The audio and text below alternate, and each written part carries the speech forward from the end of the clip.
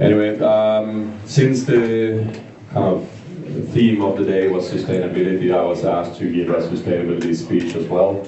So I took and dove into some old slides and some old things, and luckily I didn't hit kind of any of the same topics as the ladies were talking about before. Maybe a little bit, but to start off, they said that you have to have funny photos or something when you're having. So I took my phone and I dug and put 2 photos here. And what I want to get out of these photos, out of you, is that somebody tells me what planet these were taken on. Who knows which planet? Tellus. No, that is wrong. Episode 1, no, 2. So that sounds a lot closer. These are from Naboo. Yeah. So episode 2 would probably be correct. In reality, they're at Lake Como in Italy, but it's Naboo. All the rest of the stuff nobody cares about. It's me. If you want to get in touch, feel free. So then to the topic at hand. So bunnies and dolphins. That's the topic for today. Why are these here? Anybody have any ideas? No? Okay. The truth of it is that my wife told me that you're going to put bunnies and dolphins in there. In reality, bunnies and dolphins can of course be related to sustainability, how we're treating this planet, how we're treating dolphins and bunnies. I measure sustainability in how few dolphins you kill. Yep, that could be. That would be a more concrete way of saying use cloud, don't kill dolphins. Yeah. I'll get to that. I'll get to that. I can get people more interested. Yeah. Because dolphins are cute. You don't want to kill them. Yeah, bunnies are cute as well, but you can eat them. Yeah, bunnies are tasty. You make a good soup out of them. Okay. The other kind of thought process here, like where this came from, would be finger potting, unless you've seen this before. It's like think about bunnies and nature before you print. And just because this existed, I turned this into a new meme. So this was said by me today. Think about bunnies and dolphins before you deploy your AWS workload. And you can quote me on that if you want. That's totally fine. I think the ladies before me, they did define sustainability in a way. How I define sustainability within the cloud is that it's a continuous effort focused on reducing the energy use and the efficiency of your components in your workload. Basically goes hand in hand with save money or at least use less resources.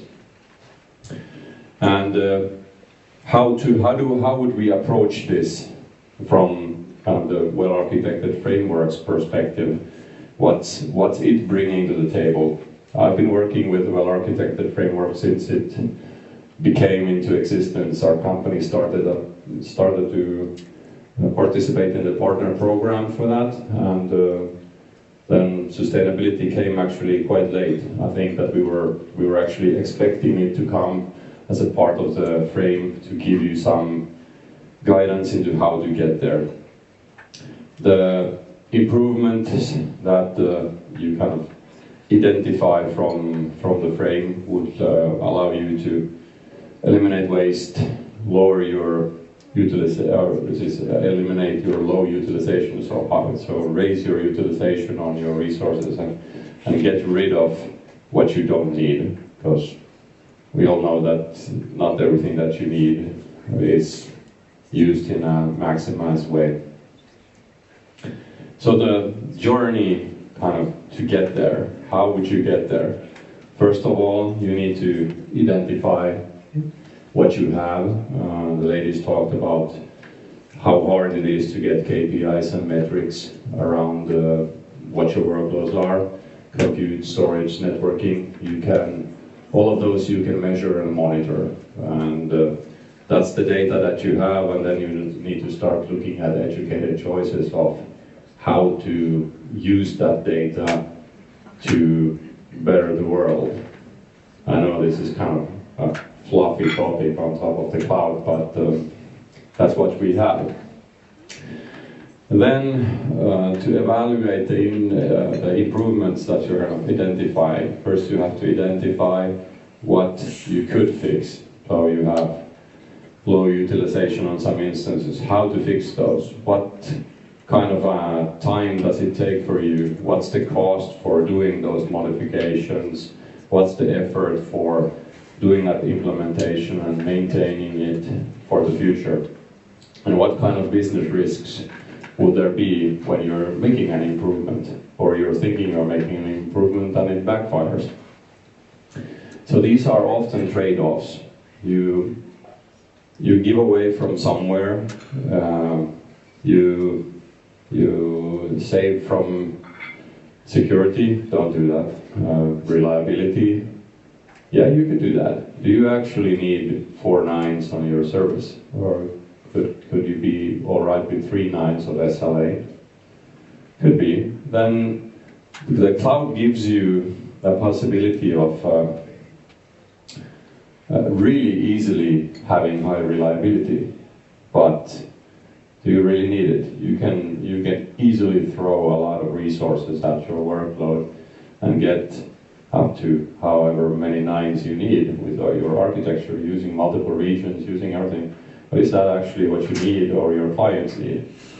Would your clients be kind of, would they actually accept lower performance?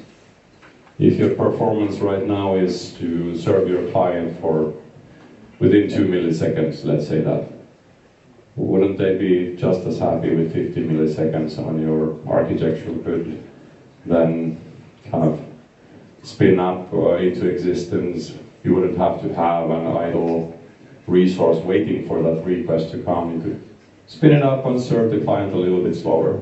Maybe not in Alma's case, but in some cases I would see that there's a lot of things. Then you would, of course, prioritize how to prioritize your improvement. I'd say that prioritize them by the greatest impact, so how big of an impact you have, and then compare that to the lowest cost and acceptable risk for making that change. Then, of course, perform tests and validate the changes that you're making, first in a small scale in your development environment. Do a representative copy of your production environment in test and test against that. Then, and only then, you will go to production with the changes that you're making. And you should be able to roll back easily if you identify some things that are not working. And once that's done, of course, you measure and you replicate. So you go back to the beginning after you've made changes and you can identify and see that these things work. So, sustainability in the cloud, it's a continuous journey. So when you actually think that you're done, start again. And again. And again. And you should be thinking of sustainability as like a non-functional requirement. You should think about the quality of the results, for example. Let's think about you have an SQL database, you want to get some data out of there. If you remove the order by from your SQL query, you're getting an uglier set of results, but you're also using a lot less compute to actually do that. Well, maybe in some cases it doesn't really matter, do you get the highest number first or something else? Maybe you could work around that. Think about it. The response time, I touched that briefly. Like answer slower. That might sound really stupid, but answer slower. You don't have to be answering the client within milliseconds. They'll wait for a second or two. And redundancy I touched a little bit as well, like availability doesn't have to be that high. Well, in some cases it does, but think about it. I'd love to challenge you on why you would need that. Then I have a few slides of design principles for sustainability, like what you should do. And I don't really want to talk about all of these, so I decided to scratch a few off the list, just to make it more compact. And so the understanding of impact first, of course, you need to know what you're doing and how your systems are doing. That kind of goes back to the metrics. And what I would kind of want to point out here, so there's 3 scopes that the greenhouse gas protocol gives. Scope 1 being all direct emissions, which would include, for example, what AWS's backup generators in the data center, if and when those are run, how much do they pollute. Scope 2 would include commercial power generation, for example, what kind of environmental impacts do you get for burning coal to generate electricity for your data centers? Is your power renewable? Are you using nuclear? I'd say build more nuclear data centers. That would be so much fun. I'd love to go there. Then the scope 3 would include all emissions from like data center construction, hardware manufacturing, all of those parts.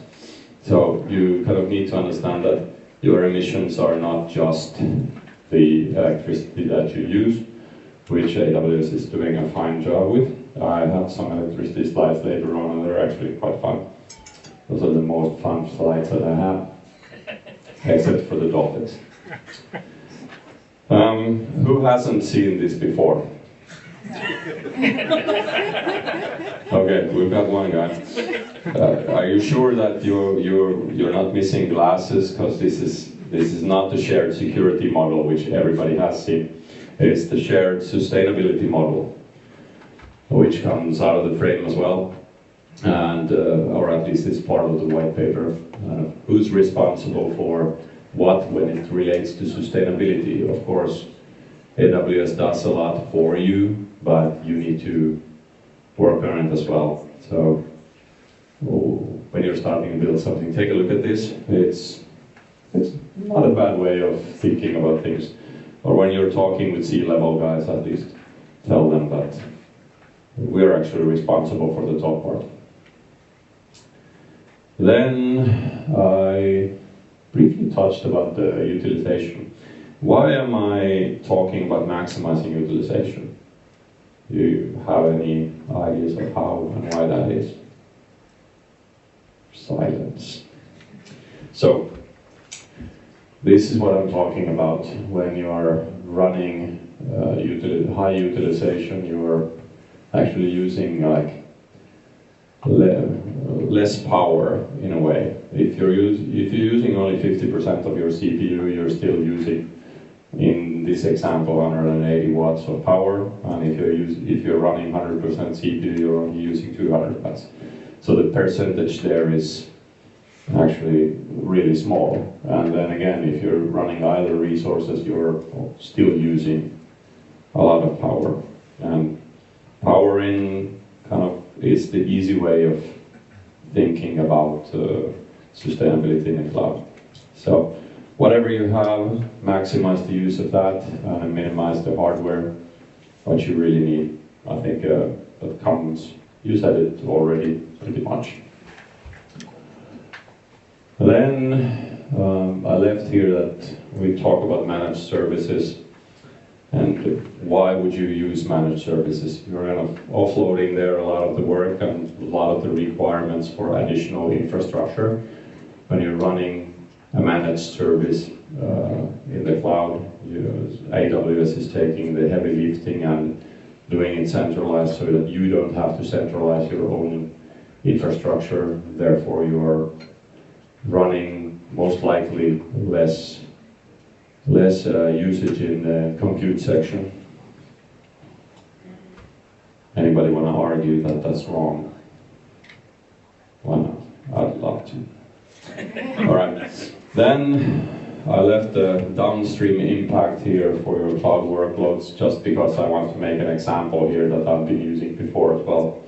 How many of you have a mobile phone? Everybody. How many of you have Teams installed on that mobile phone? Pretty much everybody.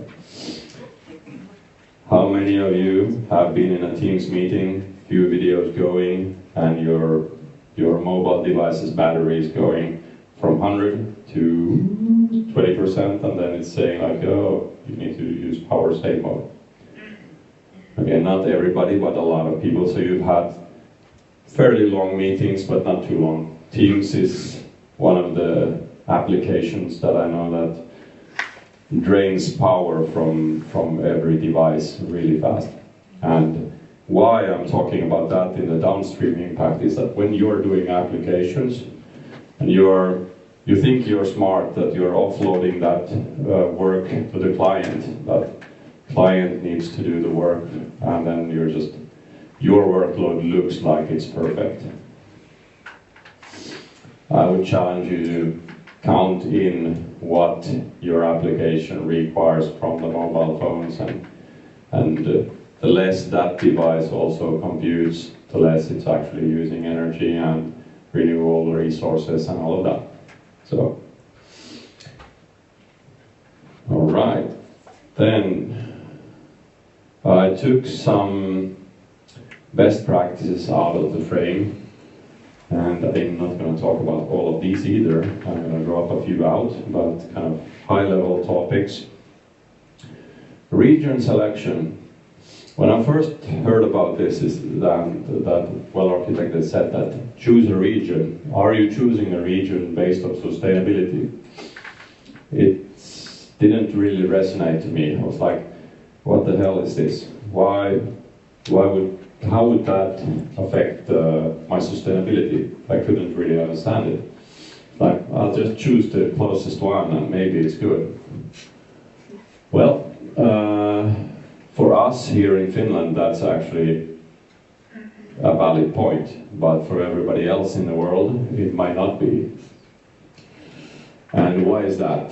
The electricity in the world that's generated, this data is from today, or the newest data available from electricitymaps.com. They are looking at where power is generated from, and is that renewable, how green it is, the power used. Now if we look at Great Britain and compare that to Sweden, so if we're running in the EU West 1 in Ireland, or if we're using EU North 1 in Stockholm, the power that we're using is actually totally different. There is a small price difference as well. Stockholm's cheaper, but it doesn't tell the whole tale. So it's closely related to costs, but it's not 100%. But you can make those choices where you run your workloads, assuming you don't have those millisecond latency requirements for something what you shouldn't have. But so taking the initiative is yours. Save a few cents and use 100% renewable energy in Sweden. This was taken from this part of Sweden is this data. They differed a little bit, but I think that Stockholm's somewhere over there. Maybe it's in the bottom one, and I'm really bad at geographics, but so, and what would be the other reasons? Network latency, costs. Of course, you need to be aware that not all regions have all the same services. So for some services, if you want to run those, it might not be possible. And you might have some compliancy reasons to run in one or the other regions. But anyway, that's about power. Then aligning to demand. So what do I mean by that? Is that you should build your systems so that they're scalable, because that's what cloud is. That's the most beneficial thing about cloud, is that you have basically unlimited resources at your fingertips. You just click a button and you have whatever you want. But you should also click that button to stop whatever you want, delete whatever you don't want, don't maintain things that you're not using. It's like if you have a legacy thing, stop maintaining that and delete it if you don't actually use it. And the optimizing of networking based on requirements. What I mean about this bullet point is you can bring that compute closer to your end users, like services like CloudFront or Lambda Edge. It's kind of that type of optimization on services. And scaling, really, from empty to full. Software and architecture, not going to talk about that. Data management. Well, maybe we'll briefly touch data management, because data in today's world, of course, key for everything. That's the money maker. You need to have data, you need to have protected data. But do you really need to have that in 7 places at once? So do you need to replicate as much as you do? Do you need to have 5 backups? Which part of that data you can actually recreate? Do you need to have that backup, or could you just recreate that in case of an emergency from some sources that you have? So that would kind of negate the need to use that many resources just to store that data. Manage the life cycle of your data. So if you're not using life cycle policies in the cloud, start doing that now. Delete the data. I ran across a client of ours. We were looking at their S3 storage use. I went to the accountant, looked at it, was like, okay, so what do we have here? We're paying like $2,000 for S3, and what we actually have here is detailed billing data from how AWS bills you for the last 8 years. Now, who wants to go back 8 years to check how AWS billed you for detailed billing? Sure, you'll probably use it for about 40 days, 30 days plus 6 or 7 once the billing gets finalized and you want to do your own reports out of the data that Amazon gives you. You want to do some graphs and that. But then throw that away. So we cleaned out, I think, anything over a year, and storage costs went down 1,800 per month.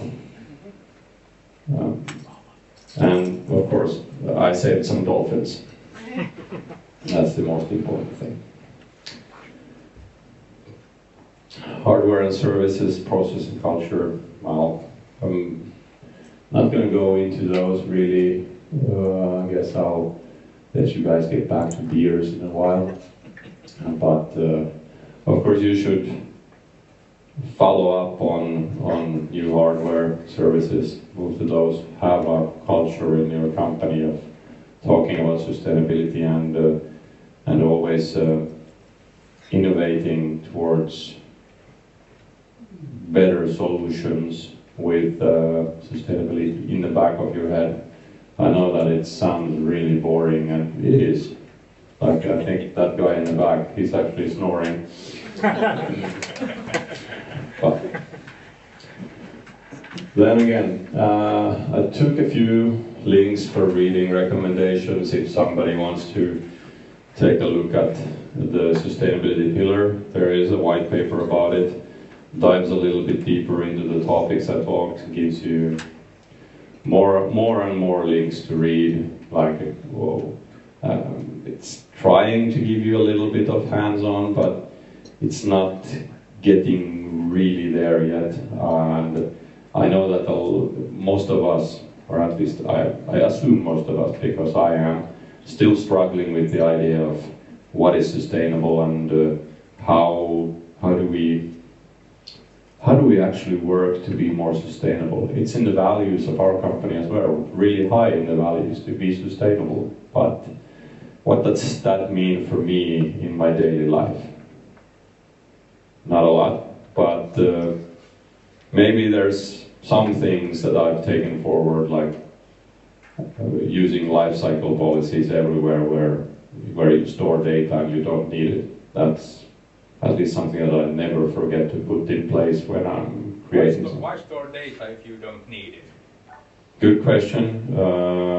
Compliance reasons would be one. Yep. So you might need to have audit logs for a year, and you hope you don't need those ever, but somebody says that you need to store those. Or like in the financial sector, you have some bank transactions and contracts and stuff like that, or you have your yearly, what is that you do, tilinpäätös in Finnish?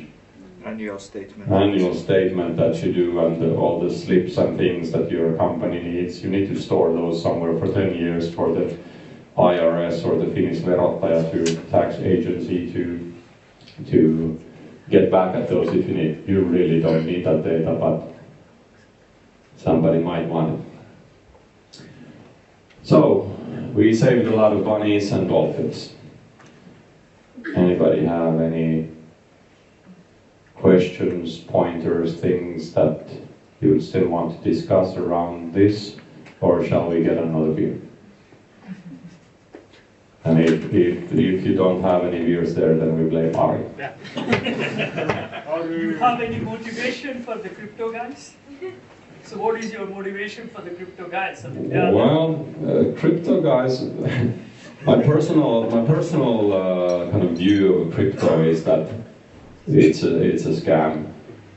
But I know that some people believe in it. I tried once, but yeah, I don't really see crypto as being sustainable. Like Bitcoin, how much that is actually using of the planet's energy, it's using a hell of a lot. And I don't have to say that I would turn it off. That would be more sustainable. Attracting a lot of people because the electricity is cheaper in Czech Republic, and there's a lot of people. Yeah, as long as somebody is paying more than the electricity costs for those virtual coins, then that will continue. And when that stops being the case, then less and less people will calculate the blockchain, and then it will end up being so slow that it will crumble on itself. That's my prediction, but I could be wrong, and I've been wrong before. All right, thanks for listening, and I'll finish here with a quote. I actually have two quotes here, but I'm only going to use the last one. So, don't forget to turn off the lights. Werner said this at reInvent 12 years ago, and it relates so much to sustainability. Thanks a lot.